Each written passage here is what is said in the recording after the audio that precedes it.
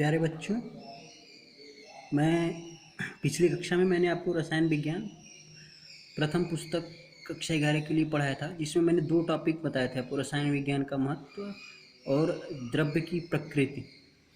अब मैं आज आपको इस वीडियो में द्रव्य के गुणधर्म और उनका मापन, अगली वीडियो में मापक में अनिश्चितता, रसायन संयोजन के नियम के बारे में आप लोगों को बताऊँगा। इस वीडियो को ध्यान से देखें और उस पर विचार करें, मंथन करें, उसके बारे में सोचें, समझें।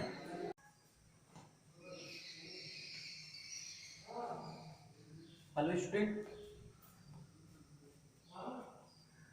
जैसा कि मैंने पिछली कक्षा में आप लोगों को रसायन विज्ञान के महत्व के बारे में बताया था और द्रव्य की प्रकृति के बारे में बताया था।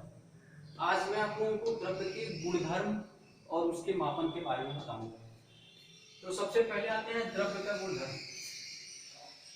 गुणधर्म मतलब कि द्रव्य की विशेषताएं क्या है, उसके गुण क्या है, उसकी प्रॉपर्टीज के बारे में हम लोग पढ़ेंगे। तो उसके लिए हम डिस्कस करेंगे, क्योंकि हम केमिस्ट्री में हैं तो हम ज़्यादा फोकस केमिस्ट्री में करेंगे। द्रव्य की लिए 2 चीजें हैं।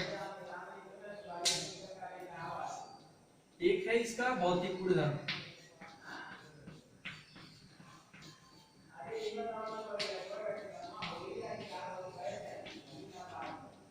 दूसरा है रासायनिक।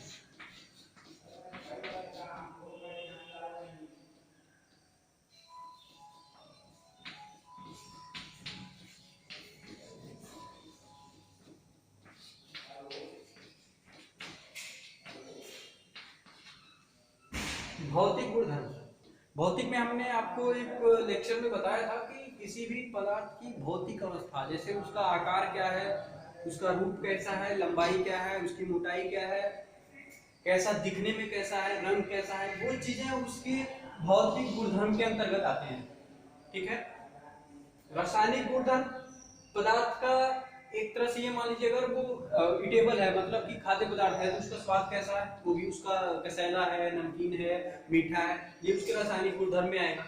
उस वो अभिक्रियाएं कैसे करता है, ये उसके रासायनिक गुणधर्म के अंतर्गत आएगा। तो द्रव्य के जो गुणधर्म मुख्यतः होते हैं 2 तरह के होते हैं, या तो उसका भौतिक गुणधर्म के अंतर्गत आएगा, या जो भी होगा उसके रासायनिक गुणधर्म के अंतर्गत आएगा।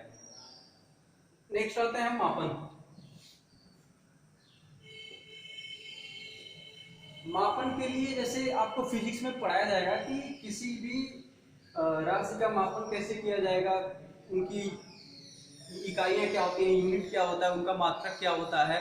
भौतिक राशियों में अल्पतमांक के बारे में बताएगा, उसके मापन के लिए आपको बताया जाएगा, उसकी एक निश्चित परिभाषाएं भी बताई जाएंगी। जैसे कि दूरी के लिए हम मात्रक लगाएंगे मीटर,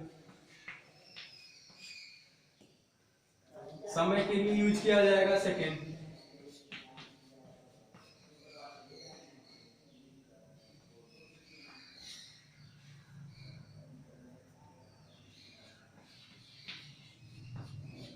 उष्मा के लिए केल्विन,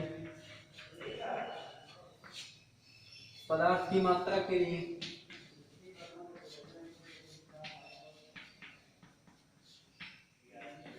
मोल। ये सारी चीजें आपको फिजिक्स में भी पढ़ाई जाएंगी। फिजिक्स के फर्स्ट पेपर के फर्स्ट चैप्टर में ही आपको पढ़ाई जाएंगी ये सारी चीजें मापन के लिए। तो इस पे आपको यहाँ पे केमिस्ट्री में इस पे ज्यादा फोकस करने की उतनी आवश्यकता नहीं है जितनी की फिजिक्स में।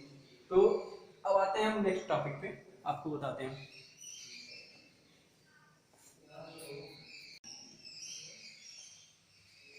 प्यारे बच्चों, अब हम आते हैं रासायनिक संयोजन के नियम, केमिकल कॉम्बिनेशन। इसमें सबसे पहला नियम है द्रव्यमान संरक्षण का नियम। अक्सर प्रतियोगी परीक्षाओं में पूछा जाता है कि द्रव्यमान संरक्षण का नियम किसने दिया था, कब दिया था। कहीं कहीं पे क्या होता है कि आपको क्रॉस वाइज बना दिया जाता है। कई सारे नियम हैं जो आगे मैं अभी आप लोगों को अगले टॉपिक्स में पढ़ाऊंगा। तो सभी नियमों को एक साथ वर्टिकल रख के उसको रैंडमली चेंज करके उनके आर्डर के बारे में पूछा जाता है कि कौन सा किसने दिया था। तो ये जो है इसका इंपॉर्टेंस बस यही तक है कि इस नियम को आप जानिए और किसने दिया था, कब दिया था, ये आपका कॉन्सेप्ट क्लियर होना चाहिए। जैसे आईआईटी नीट की परीक्षाओं में भी इसके बारे में पूछा जाता है, ऑब्जेक्टिव क्वेश्चन के तौर पे आपके यूपी बोर्ड के एग्जाम में भी पूछा जाता है। तो इस पे फोकस करिएगा कि द्रव्यमान संरक्षण का नियम। अब जैसा कि नाम से स्पष्ट है, द्रव्यमान प्लस संरक्षण, संरक्षण मतलब सुरक्षित रखना, यानी कि किसी भी अभिक्रिया में जो तत्व भाग ले रहे हैं उनका द्रव्यमान जो है वो संरक्षित रहता है। यानी अर्थात कि अगर किसी भी अभिक्रिया में, जैसे हम सपोज करिए ए और बी मिले,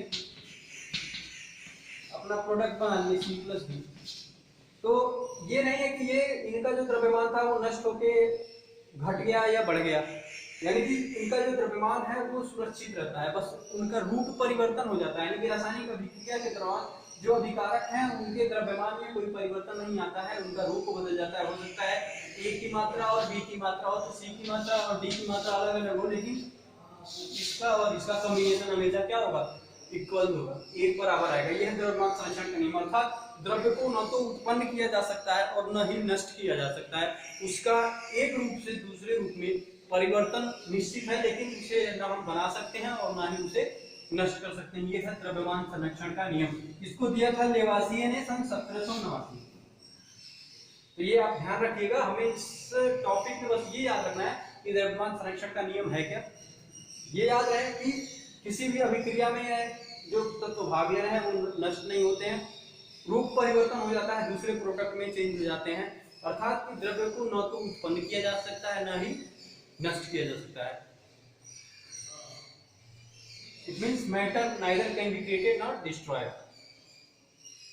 It can change therefore from one to another. द्रव्यमान संरक्षण का ये नियम है, आप लोग इसको अपने ध्यान में रखिएगा। इस चीज को, इसमें हमें बस ये दोनों चीज याद रखना है कि द्रव्यमान संरक्षण का नियम दिया किसने, कब दिया और होता क्या है। बस ये 3 लाइन आपके दिमाग में होना चाहिए, ये कॉन्सेप्ट क्लियर होना चाहिए। इसमें और कुछ उससे ज्यादा आपको बहुत ज्यादा डीप में इसके बारे में आप समझने की जरूरत यहाँ पे